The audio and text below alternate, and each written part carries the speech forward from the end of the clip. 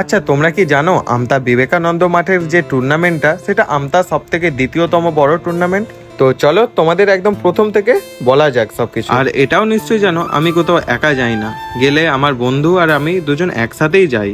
সেই জন্য আমি আর আমার বন্ধু বেরিয়ে পড়লাম মাঠটাকে দেখতে, কারণ যেহেতু আমাদের বাড়ির সামনেই একদম। আর এই মিনি ফুটবল খেলাটা আমাদের আমতার মধ্যে দ্বিতীয়তম বড় টুর্নামেন্ট। আর আমতা বিবেকানন্দ ক্লাবের সদস্যরা এত সুন্দর মাঠটা সাজিয়েছে, একদম দেখার মতো। আর এই খেলাটা 16 দলীয় টিম নিয়ে অনুষ্ঠিত হয়। আর যারা যারা আমতায় থাকো বা আমতার বাইরেও অনেকেই সবাই এই খেলাটা সম্বন্ধে অনেকটাই জানে। দূর দূর থেকে অনেক বড় বড় টিম এই খেলাটাতে অংশগ্রহণ করে। তারপর সন্ধ্যা হতেই শুরু হয়ে গেল এই ছোট্ট ছোট্ট বোনেদের নৃত্য প্রদর্শন, এবং আস্তে আস্তে লোকের সমাগমটাও বাড়তে শুরু করলো। এবং যারা ফাইনাল এবং রানার্স হবে তাদের আকর্ষণীয় পুরস্কার হলো 50 গ্রাম রুপোর ট্রফি এবং 60,000 করে দুটি দলকেই ক্যাশ দেওয়া হবে। এছাড়া আরো আকর্ষণীয় পুরস্কারও আছে। আর এই খেলাটা অনুষ্ঠিত হয় হোলির আগের দিনকে। আর খেলা শুরু হতে আর মাত্র বেশিক্ষণ নয়, আর কিছুক্ষণের মধ্যেই বড় বড় টিমেরাও তখন চলে আসতে শুরু করবে এবং খেলাও শুরু হয়ে যাবে। আর কে কোথা থেকে আমার ভিডিও দেখছো অবশ্যই কমেন্ট করতে ভুলো না। আর পরের ভিডিওতে আমি আশা করছি